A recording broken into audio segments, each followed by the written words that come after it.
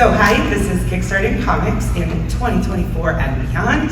I'm Oriana, I'm the head of publishing at Kickstarter. I used to run the comics category, that's how I know all these fine folks.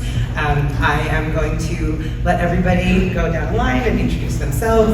I've got a bunch of questions, we'll do a Q&A at the end. Actually, so that I can know who thinks they might ask a question at the end. Okay, all right, so I'll leave like 15 minutes. Hopefully we'll have more than that. Yes, Kat, let's start with you. Tell us who you are. So I'm Kat Calamia, I'm a comic creator, and I, believe it or not, post Kickstarter campaigns every month, so that is crazy. But yeah, best known for Beast and Snow, Slice of Life, and also I was part of the the Creator Council for Kickstarter. Hey everyone, my name is Ray Chou. I am the founder of Mythworks and the creator and writer of Skies of Fire, Glow, and Sacha and Blanco. And I've been on Kickstarter and comics since 2014. Hi, I'm Tom Akel. I'm CEO and publisher of Rocketship Entertainment. We run 3 to 4 Kickstarters a month, I think, for the past 5 years. So I'm sure we'll talk a lot about that at some point. I'm Hank Kanalz, publisher at Clover Press. We run Kickstarters probably going on once a month now as well. Been there for the last 3 years, formerly at DC Comics. Excited to help grow the space. Heck yeah. And Dinesh Shamdashani from Bad Idea may join us, or maybe he won't, and we'll be fine. And I'm Dinesh's Dungeon Master. Oh, you're Dinesh's Dungeon Master? Well, can you order him to get here? I tried. Does he have the role All right, so I will just do some quick little remarks about Kickstarter Comics. As of this month, comics creators have launched 29,000 projects on Kickstarter, raising $264 million from more than 1.3 million backers. The category has grown year over year, every single year since Kickstarter has been in business, in terms of numbers of campaigns launched, total dollars raised, and overall success rate. Speaking of success rate, in comics it is currently 78%. That's the highest of any category on the site and nearly double the site average. Comics also has the highest relaunch rate, with more than half of successful creators going on to launch a second project within 12 months. So, comics on Kickstarter, incredibly awesome. Okay, first question. Can you talk about what first brought you to Kickstarter, as opposed to any of the other ways to produce and distribute comics? I want to figure out which of you was on the platform the longest. I don't actually know. We started April 2019. Oh, I started, honestly, I want to say 10 years ago, believe it or not. You better start then. What made you Kickstarter curious 10 years ago? So I was actually in college, and I remember hearing about Kickstarter because of Veronica Mars and stuff like that, so I knew of Kickstarter, and in college, being okay, I'm going to graduate soon. I want to make this screenplay that I had and make it a comic book, because I've always enjoyed comics. So I was like, why not just do a Kickstarter? And then it did well, and now I'm addicted, and I launch Kickstarters every month now. I've been doing this for over a decade, run my own publishing company because of it, and I was like, you know what, you can do it all your own, and you can do the stories you want to do. So my origin story is pretty similar, actually. I started on Kickstarter about 20 years ago. March 2014, I think, was my first one. I also was writing screenplays with my partner Vince beforehand, and thought, okay, how do we turn this into something that's a little bit more viable? And turned to Kickstarter to make it as well. Prior to Rocketship, I was the first executive at Webtoon and head of content. I was the first person to bring Webtoon into the US. When I was there, I could not get senior leadership in Korea to believe that print was a viable medium for Webtoon comics, and I couldn't get any American publishers to take it seriously. And there was a little bit of challenge with the retailers because the content isn't typically what was selling in stores. So we started Rocketship very specifically to start to do that for creative. And obviously now it's, we see what the sales, title Let's Play sales and things like that, and everyone takes it quite seriously. But before that, no one would have anything to do with it. So in 2019, the idea of launching a Kickstarter was both to sort of circumvent that and go direct to consumer, because we knew there was fan bases for this content, but also kind of recreate that one-to-one experience you get when reading a webcomic and having that access and being able to comment and direct with creators, which we were able to replicate on the Kickstarter platform and let the fans be a part of the experience. So that's why we started there and been going ever since. When I joined Clover, they were already doing some Kickstarters, and that was a completely foreign concept to me. So, when I got there, what the heck is this? And like, why are we doing this way, and why are we doing that way? All sorts of questions, which I'm sure everyone here has done a Kickstarter. And we quickly found some success and some growth from using the Kickstarter platform. And since you bring up the one-to-one, it really does kind of connect us to our target audience. And so in traditional comics, of course, we have two sets of customers. You have your end fan consumer, but you also have your retailers. And going through Kickstarter, of course, connects the publisher directly with the end fan consumer. So it's been a remarkable journey, and some of your questions down the way, we can talk about this more, but that's why we did it and why we've stuck with it and why we're growing our company with Kickstarter. So.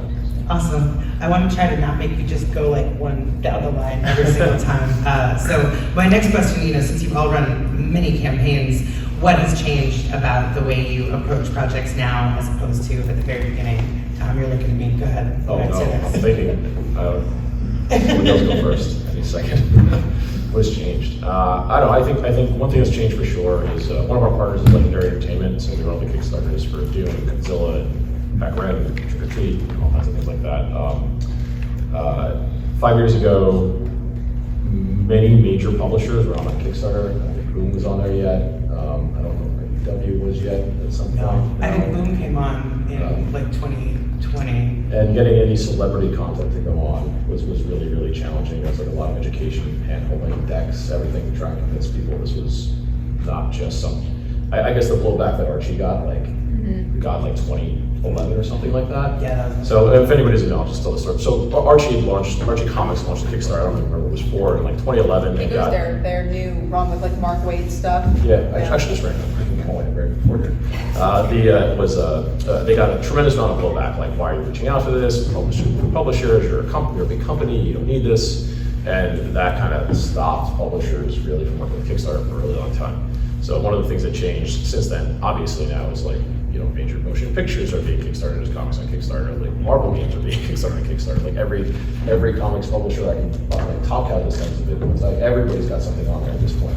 So I think the perception of it being, obviously Keanu Reeves, right? Like the perception of it being only for very small indie creators changed, and I hope, because I think mostly this is shifting at this point, is like the understanding of smaller creators is the more audience, the more people, in the tent, the better you're going to do, because the more people who bought Berserk from Keanu Reeves now are sci-fi fans who might not have come to the platform otherwise. They already have a registration, they have an account, they understand how to give their credit card. It's already in the system. They get an email blast that says you may also like these other things. So to me, that's been the major change in the last 5+ years. And our data does bear that out, that people, these huge blockbuster projects, they draw a lot of first-time creators to the site. Many of whom are like, what else is happening over here? They stay, they back for many more projects, they become part of the Kickstarter ecosystem. So there really is that rising tide lifting all the boats. Yeah. Kat, what has changed since your very first campaign? Honestly, I feel like you guys have been trying to improve the platform. That's something, when I was on the council, that was a big part of like, well, how do we make this better for creators? How do we make this better for backers? And that's something I've seen Kickstarter in particular improve. A big part was like having random spaces, and then changing like the way that things look, and that's all changed in a year. Now you can also back Kickstarters after the Kickstarter's over. So every month I feel like there's a new thing Kickstarter's doing to help grow the platform for creators and backers as well. No, I didn't pay her to say that. Not yet. Right. Ray, what about you? For me personally, I feel like I have a greater lead time with my projects. So when I first started, I'm a writer, so I was funding both the art as well as the print runs of the projects. And these days, because I'm a little bit further along in my career, I have a little bit more cash flow, I can afford to finish a series and do it one issue at a time, and hopefully do what it sounds like everyone on this panel is doing, and do more monthly Kickstarters. And it seems to be that is the trend that we're seeing with comic crowdfunding, is that people are doing more of them more often, and trying to get faster and quicker with the releases. It's like the Wednesday Warrior, but for like Kickstarter. Right, exactly, so you continue to get your comics, your favorite comics, on a more monthly basis. Hank, what's changed for you? Well, I think tons of changes with Kickstarter, and then tons of changes within my own perception. So coming to the table and with my, because I had backed several Kickstarters beforehand, and so I always took the consumer point of view, and then seeing the attitudes changing within the consumer space on what a Kickstarter is or should be or could be has been phenomenal.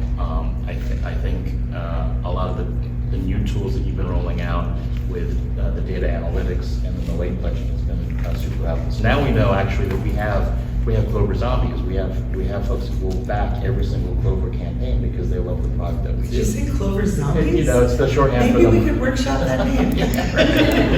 This is a shorthand for the Marvel zombie, right? So people like what we do, and they'll give it a try, even if it's not a book that they would normally pick up. It's like, oh well, Clover's picking it up, so let me look at that and try it. You know, so that's been fascinating to me, just to be able to see that data. So in the past, we'd have to mine our own data, figure that out with email addresses, but now the tool set that you've given us enables us to see our return rates, who's looking at it, who's not, how we can target them, and obviously the way we can market and inform previous backers through direct contact or through the updates from the campaign. It's a lot of work, but it's worth doing.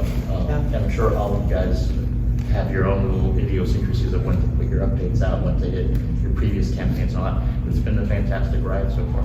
This is such sophisticated analysis. I've been doing panels with you guys for year after year. Even watching your answers change each year is really cool.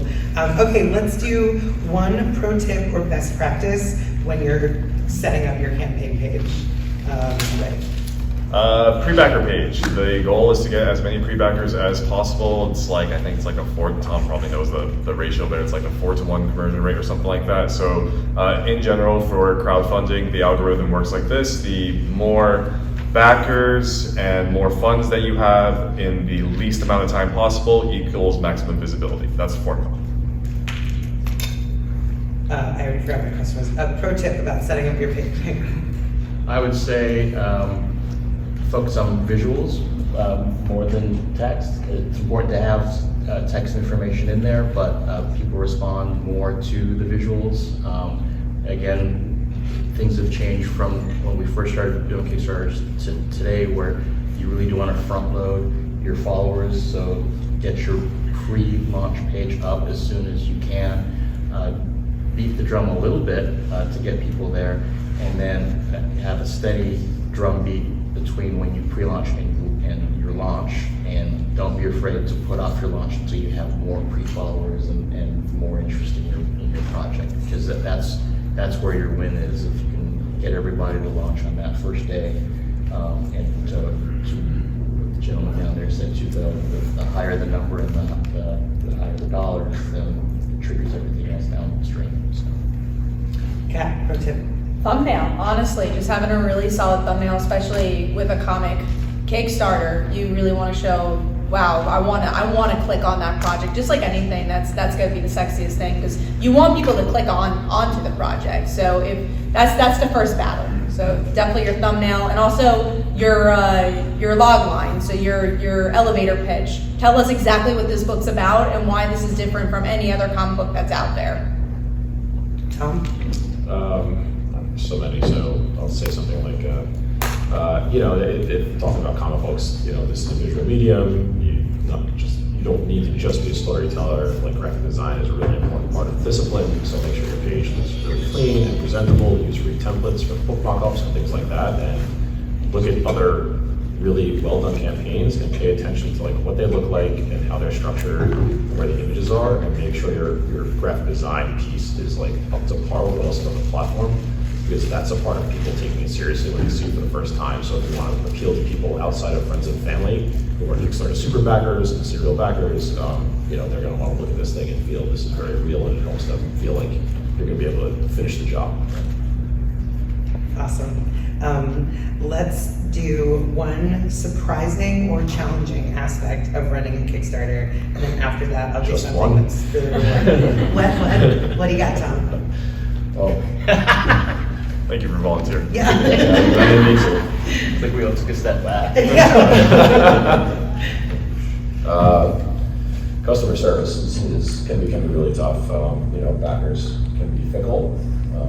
It's the kindest way to say that. There's always a lot of messages when you're doing a lot of campaigns. So like having all those messages all the time is fun. Yeah, we have a team, but it's still, we get all that stuff all the time. I mean, customer service it can be a headache, and you have to, always just be super nice, be super professional, and you're gonna get people who are not going to be nice and professional back, and you have to stay nice and super professional, and they're just gonna behave the way they behave. And it's just gonna happen. It's not everybody, but 3 of those out of 500 backers still feels really amplified when you see it. And it's easy to get, your heart rate's gonna get all up, and you're gonna get angry about it, and you're gonna vent to your friends or partner or whoever, but when you go back onto the computer, you have to, be cool about it. Yeah. Ray, surprising or challenging aspect? Kind of like what Tom said, communication. I think communication is huge for anything, but especially with crowdfunding campaigns. Crowdfunding campaigns get in trouble, especially if you're doing like a production campaign and you have to make stuff, make art, whatever. You get in trouble when you stop talking, and you usually stop talking because you're anxious to have good news instead of just news in general, and you're afraid of sharing the bad news. But that just gets you into even more trouble. So even if there's no news, you have to just keep communicating that things are going. Hank, surprising or challenging? Yeah, I'll echo what both of you guys said. And when you feel your heart rate escalating, you step away from the computer and let it come down. But that said, we just recently had a customer call us assholes and donuts and shitheads. Privately. Donuts, right? What is that? Is that Does that mean something? I guess so. Who doesn't like a donut? Right, but did not mean it complimentary. And it's one of those things where I did walk away from the computer. I tried to calm down, and then I realized it's you know what? Backers are important, and every backer does count, but not if they're gonna call you an asshole or a donut. So I canceled their backing. We've done that a couple times. Yeah. It's life's too short. With a troll. To be called a donut? Full refund, and they're just out. It's just and it's just gonna get worse, right? If whatever it is that set them off. But that surprised me because up until that guy, it's an amazing community, and it's an amazing supportive community because we're all in there to raise the business, to raise the comics, to raise the funds to do good comics that we all want to read. And everyone's different, so everyone wants to support different things. But as a community, it's an amazing community that's been developed over time. But in the grand scheme of things, in a very short period of time, it might not have felt short if you've been there for years, but in the grand scheme of things, it's an amazing community that's been developed, and that's a positive surprise. It's a really nice place to be. Yeah, well, you've anticipated the follow-up, which was a really rewarding aspect of running campaigns. Is that your answer? Or do you want to add That? Yeah, no, the camaraderie and the fact that we have people that do the same thing that we do, so we can call them and say, what do you do when this happens, or hey, here's some crazy ideas. What do you think? Is it too crazy, or is it just crazy enough? and I'd like to think that we're all in this together. So yes, you have a couple competitors here and there, but not like competitors. They're just friends who do things differently, but we all like to share what we do, and so we can all improve what we do. Yeah. And competition's good, and that's something that's cool about Kickstarter is there's the community, and everyone honestly are really good friends with each other. We all know each other, but then you also do want a little competition because you want to keep doing better. So if there is no competition, it's I could just do whatever here. It's no, it's well, that guy's doing this, I want to do this, and I think that's also what's great about it. It's the friendly competition of Kickstarter. Yeah, don't be surprised. We do look at your page. We see Exactly. what you do, I was just in a meeting and they were asking me, well, is there a elite Kickstarter creators Discord where everybody can push each other and I don't know, I guess maybe That'd be kind of fun. That would be asking cool. me to do that with my abundant free time. I'm putting that together for you guys. Where was I? Ray, what's been a really rewarding aspect of Kickstarter? I owe Kickstarter a lot. I owe crowdfunding a lot. I started on Kickstarter comics, that was my first thing ever. I was able to build a career out of it and get to wherever I am now as a result. So everything. And Tom, did you do rewarding? No. I don't know if it's specific to the campaigns, but it's more seeing the final product and having people. When fans have the books in their hands and they comment about how awesome it is and how excited they are and thank you for everything. Those always kind of erase the couple of couple of bad comments or somebody's package is lost and they freak out. So it's nice to always see that people really appreciate it. Yeah. So it's always pretty fun. Is this 45 minutes or an hour? An hour. An hour, yeah. It's an hour? Okay, so I can still keep going. Yeah. Okay, let's talk about promotion. What are some of the best ways to promote your project? Who hasn't gone first? I can't. I feel like focus everyone's on gone my brain. first. I'll Okay, go. go ahead. Honestly, I hate to say everything but everything, because I think some people will say, oh my god, ads are the best, but some people will say Twitter is the best, which not most people will say. But honestly, I think it's doing everything. I think it's always hard to say, how do you do best if it's like your first campaign? Because most of us here are probably going to just be like, oh, well, we just talked to our previous campaign that did well, and we have a newsletter. But if you're just starting, honestly, Kickstarter itself is such a great key. Like, if you have a good looking page, you have a good thumbnail, you have an interesting topic, a lot of people who are already just like supporting Kickstarters are going to find you, and then you could build your newsletter, then you could update that previous campaign you did to the next thing, and everything's a building block. So honestly, Kickstarter itself is kind of a great way to kind of advertise. Other than that, just finding a brand, which is weird to say, but trying to find your voice in comics and figuring out what do you want to say on Twitter or Instagram or TikTok, and finding your favorite platform to just kind of reach people however you can. And maybe that's not online, maybe that's through Comic-Cons. Everyone has a different way, or maybe it's all those things. I like to try doing all those things, but yeah, it's just kind of finding your voice and keep building on yourself and keep trying to improve. Tom, what's some good promotional tips? So there's a campaign right now. You guys can just follow you on the back and run by an artist named John Boy Myers. Very large book. And you should look at the promotion he does, because he's a singular artist, but he is on camera every day promoting it himself. I think because the way we do things is going to be different, right? We want lots of ads and Facebook ads. We have 30,000 people in our newsletter. This is like kind of like we're like a mature company in this space, right?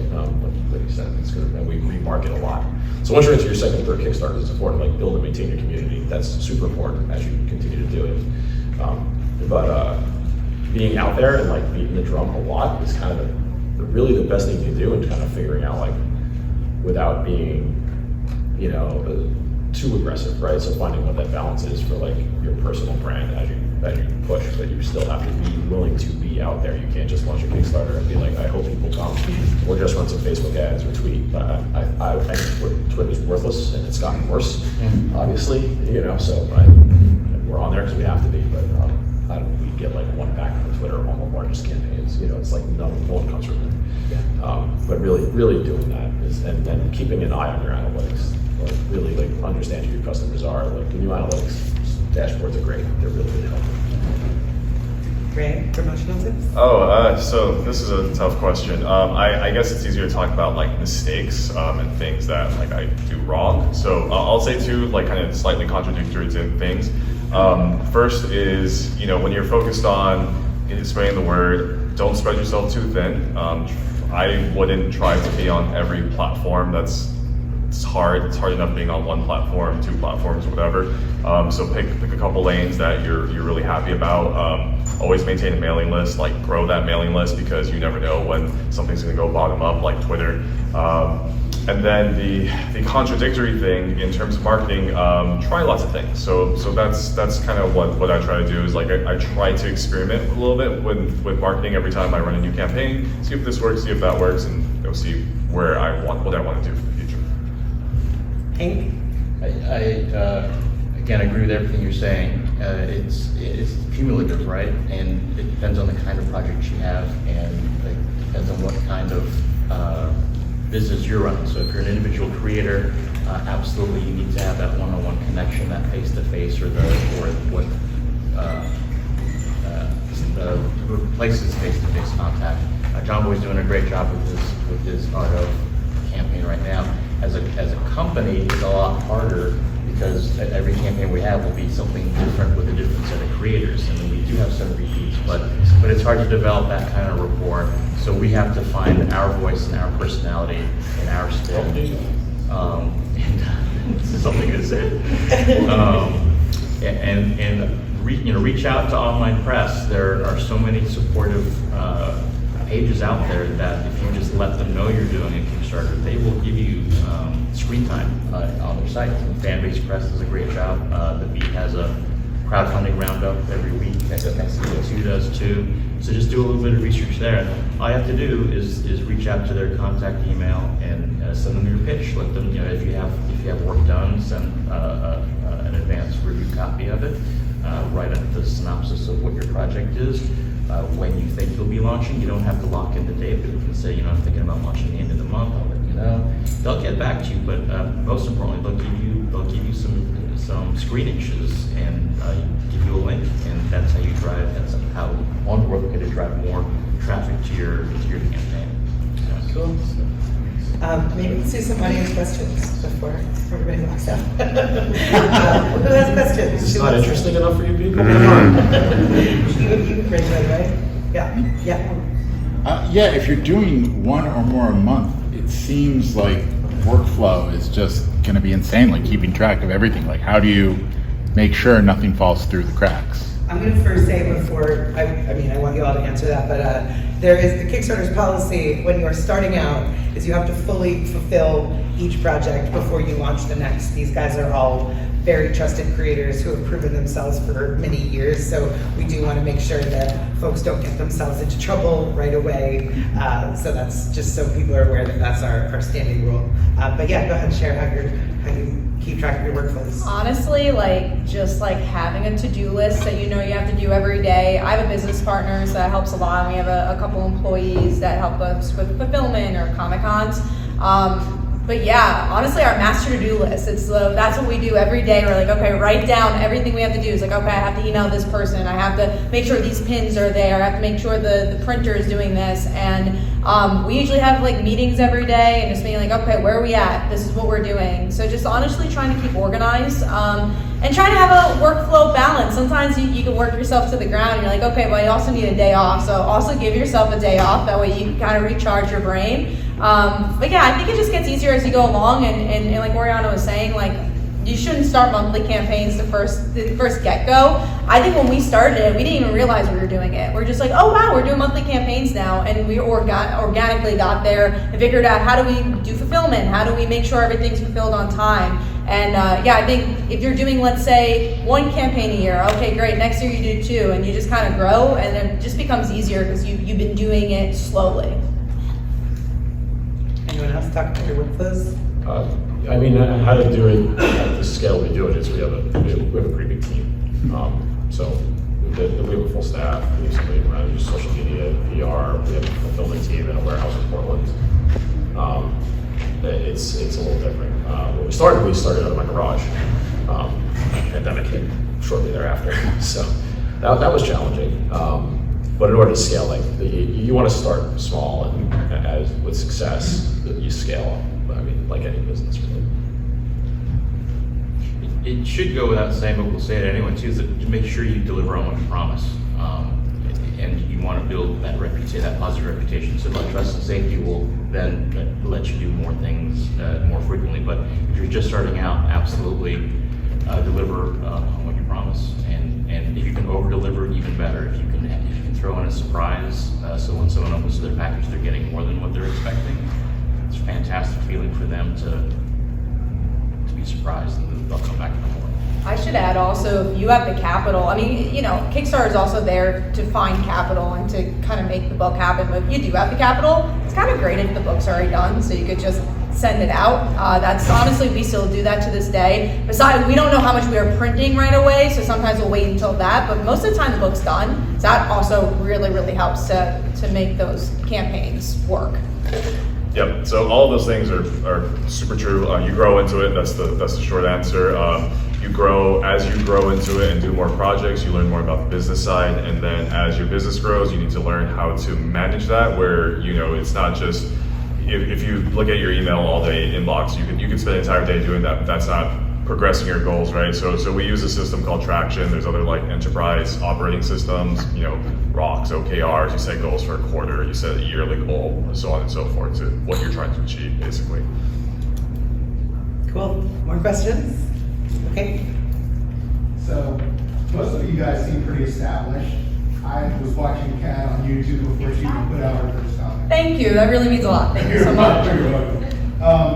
And so I'm listening to a lot of the things that you're saying, and I'm looking for maybe the advice you would give to a person who's just starting their first campaign, who doesn't have a huge following, who's not on YouTube. I like your over-deliver, and I like your have it done before you actually post it, because I think those are great recommendations. But what else, like, for a person who doesn't have a huge following and is wanting to put out their first Kickstarter, what's like a really good piece of advice that you would give? Honestly, really good art. That's honestly, I'd always say that good interior art, like even if it means, especially if you have the capital, even if it means spending a couple extra bucks than you thought you would, get the best artist you can. Get a great variant cover artist, because you use that for your thumbnail. Comics is a visual medium, so I would definitely say just get the best art you can, and people are gonna follow. And also, again, think out, if you haven't started the book yet, think outside the box. Think about what's doing well on Kickstarter and why is it doing well? What can I give my voice to? What story do I want to tell that doesn't exist yet? If its story sounds similar to other things that are on Kickstarter, it's going to be harder to stand out. So really try to figure out what is my voice and how do I stand out. I'll say start small. Like don't like any skill. Like I mean, for everybody in here are artists, writers, creators, which I assume the majority of them probably is. Publishing, like it's the same thing like honing your skills, right? Like the first time you are trying to tell stories, your professors are going to tell you don't write a 100-page story, write a 5-page story and grow from there. It's the same thing with any skill, right? So with Kickstarter, it's all right. Don't kickstart a 200-page graphic novel that you haven't written or drawn yet. Start with the first issue. And especially for small creators, you will get away with charging $20 for a 20 to 30 page issue. Make it nice quality, premium quality, so people know what they're getting. But you can charge the same price that we would charge for a full graphic novel for a single issue, and you'll get the backers for that. So I'd say like start small, don't spread yourself too thin, don't underestimate how difficult fulfillment is going to be, and like learn what a thermal printer is and how to use it, and the stamps.com account, and all those kinds of things you need to learn as a first-time creator. Do your homework. Do your homework. Study other Kickstarters, especially comic Kickstarters. Not just like us, the big ones that are successful, the bigger companies. Study the people who have broken out recently. People who are building an audience, are in the process of building an audience.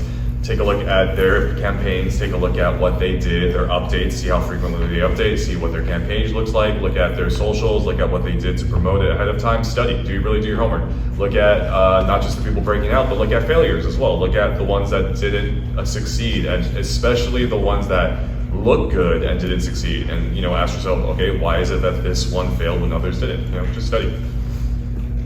Okay, more questions? Yeah, you had a question. Yeah, I was wondering about getting followers on the Kickstarter platform itself. One, how would you go about that? And two, is it valuable to have that?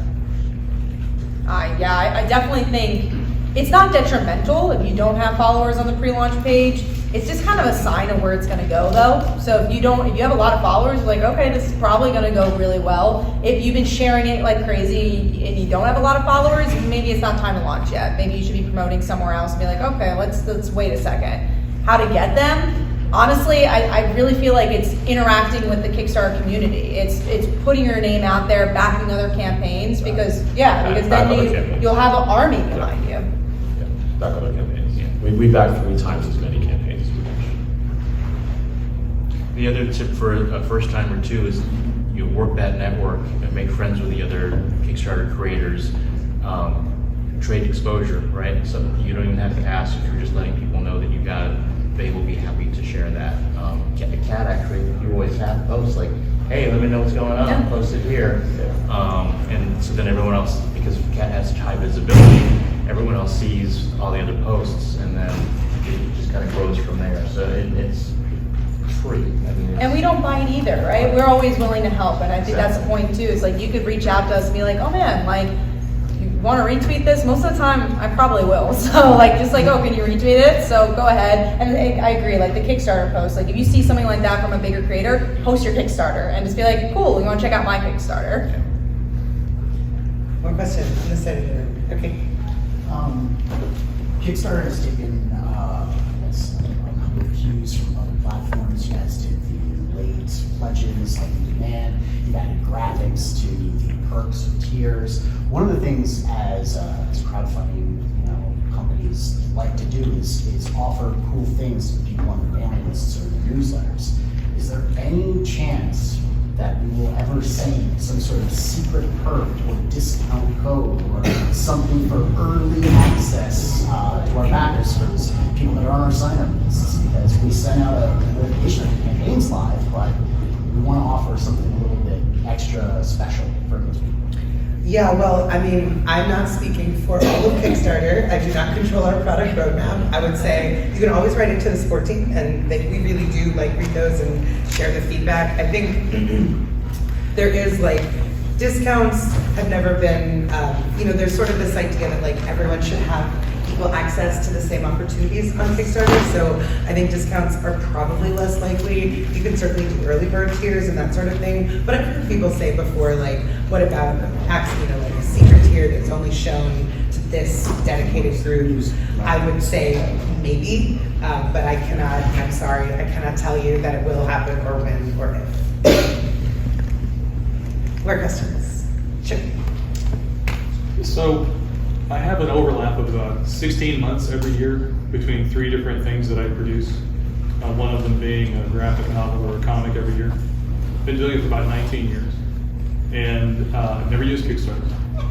And I'm really looking for Kickstarter to be something that I can use to sort of help hold me away from production. Yeah, it sounds a little unusual, but I'm so jammed with everything I have to do all year that I sort of need to push back on all of that and go in a different direction. Define production. Sorry? Define what you mean by production.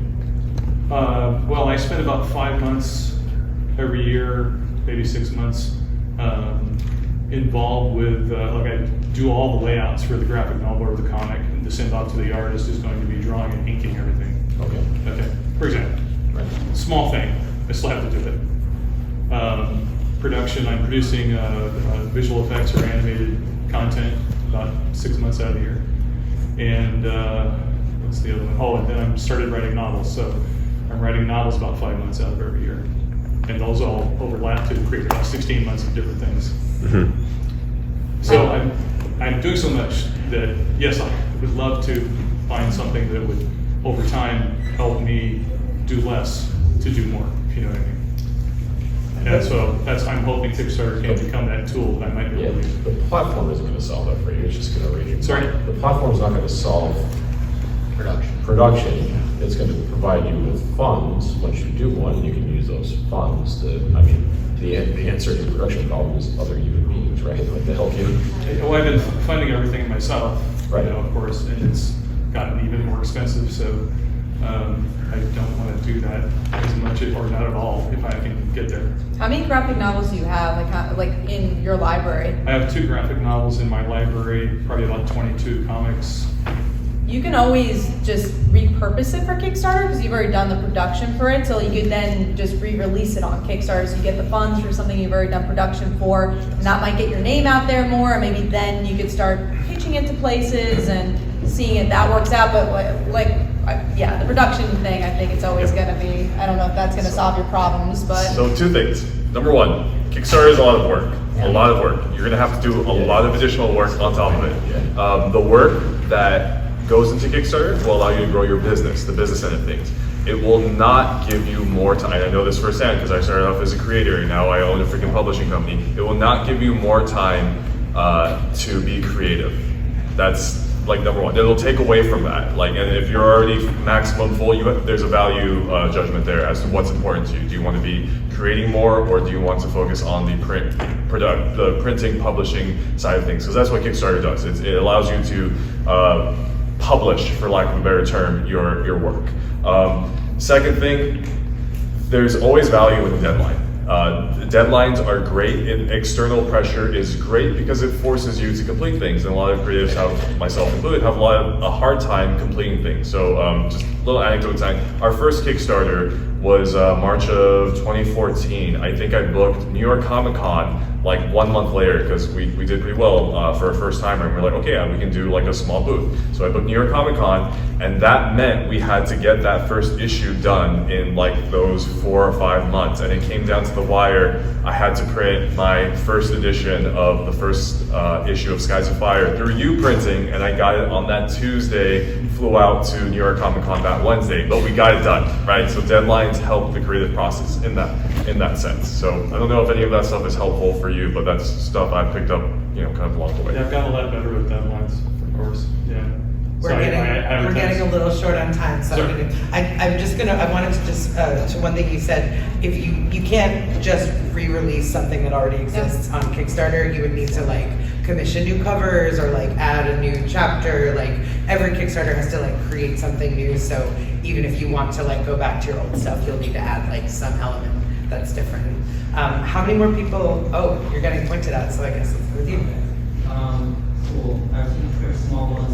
In terms of backer tier goals or like rewards, what are some great bread and butter things that really pull their weight in terms of like stuff you put in different tiers? You appear in the comic. You appear in cameos in the comic. Okay. And also, back that a lot. I see a lot of. A lot of that. Like you can only offer a handful, like 3 to 5 max. But you can get a little creative with that. You can model the dragon after your dog. We've or done the villain you after appear as your favorite dinosaur at Darby, and it was literally like it's only dinosaurs, and like tell us the favorite dinosaur, and we'll turn your name into a dinosaur name, and tell us your favorite colors. Like you appear as your I'm blanking on the Finnish word for spirit animal and foxfires, and it's like we've done crazy stuff, and people jump into it. They think it's really cool. Just be like you appear tiers are always you can press in the highest. You can only offer a few of them, but they'll give you a nice bump to your campaign. That's one of probably many things. But. In the comic itself, right? Variant covers and like, I like doing exclusives, things you can only get on Kickstarter. Like, here's a metal cover if you can only get on Kickstarter. But yeah, I think improving the comic itself is good tiers as well. One more quick one. Yeah, just if you're starting out like multi-issue series or something like that for your first pass of your goal, how much should that be? Research your page count, your trim, your color, black and white. Find the printer first, and do a budget for what it's actually going to take, and what that minimum order quantity is for how many units, and what these price breaks look like. And then from there, you back yourself into what your goal should be. And I'll just say there's 2 sides of this equation, your ambition and your reach. So yes, do as much budgeting work as you can to figure out how much you need to raise, and then do an honest assessment of your audience, how you're going to reach your community, and see whether those things are going to match. Yeah. Hypothetical and reality. Kickstarter is a promotional way that you get your funds to, because of social media. Do we ever put anything in your budget for promotion? Yes. Yeah. It's advertisement money, so it's everything in the budget. I think if you're spending money on it, then it should be in there. If you didn't spend money on it, then it doesn't have to be in your budget. But if you're spending money, yeah, it should be in the budget. I see when they do the videos, so they're not really saying you need money to do more promotion. You need money to do. Oh well, no one's gonna say that. It's like It's reasonable to include it in the over, if you need $5,000 to create your book, all of the things that go into creating it, and that might include advertising for the Kickstarter.